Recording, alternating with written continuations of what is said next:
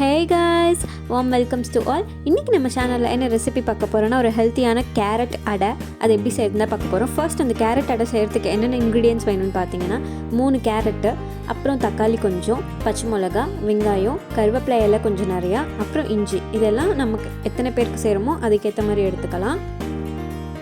Okay guys, இப்போ பார்த்தீங்கன்னா இந்த மாதிரி சட்டியில் எண்ணெய் நல்லா சூடேறதுக்கப்புறம் கடுகு போட்டு நல்லா பொரிய விட்டுக்கலாம். கடுகு நல்லா பொரிஞ்சதுக்கப்புறம் இது மாதிரி கொஞ்சம் நிறையாவே கடலைப்பருப்பு போட்டுக்கலாம். போட்டுட்டு நல்லா ஒரு வாட்டி சார்ட் அவுட் பண்ணிக்கலாம். அடுத்து பார்த்திங்கன்னா நம்ம எடுத்து வச்சுருக்க கருவேப்பிலை, பச்சை மிளகா அண்ட் வெங்காயம் இது மூணுமே போட்டுட்டு நல்லா வதக்கிக்கலாம்.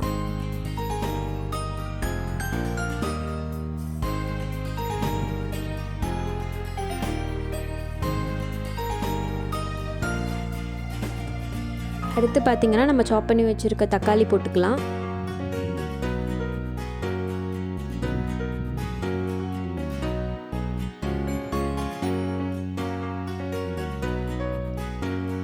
அண்ட் ஃபைனலாக பார்த்தீங்கன்னா நம்ம எடுத்து வச்சுருக்க கேரட் போட்டுக்கலாம்.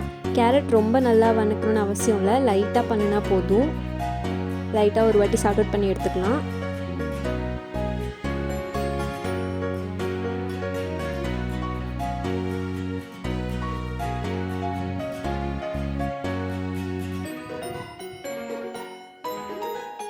இந்த இன்க்ரீடியன்ட்ஸ் எல்லாமே பாதி குக்கானா போதும். மீதி எல்லாமே நம்ம தோசையில் போடுறப்ப அதில் நல்லா சூடு இறங்கிக்கும். இப்போ பார்த்தீங்கன்னா நம்ம கலந்து வச்சுருக்க கோதுமை மாவில் இது எல்லாத்தையும் போட்டு நல்லா மிக்ஸ் பண்ணிக்கலாம். ரொம்ப திக்காக இருந்துச்சுன்னா நம்ம கொஞ்சம் தண்ணி ஊற்றி கூட நல்லா லூஸாக இது பண்ணிக்கலாம். பட் ஒரு அடை எந்த கன்சிஸ்டன்சி இருக்கணுமோ அந்த அளவுக்கு பேட்டர் இருந்தால் தான் நல்லாயிருக்கும்.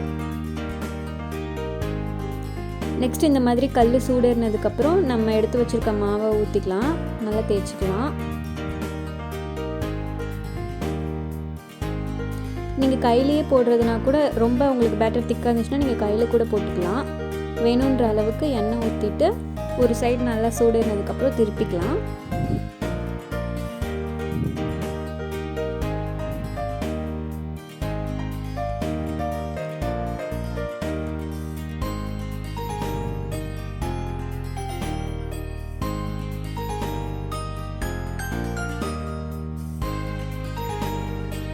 இந்த மாதிரி நம்ம திருப்பி போட்டு ரோஸ்ட் பண்ணுறப்ப நம்ம சார்ட் அவுட் பண்ண பாதி வெஜிடபிள்ஸ் இதுலேயும் நல்லா குக் ஆகிடும்.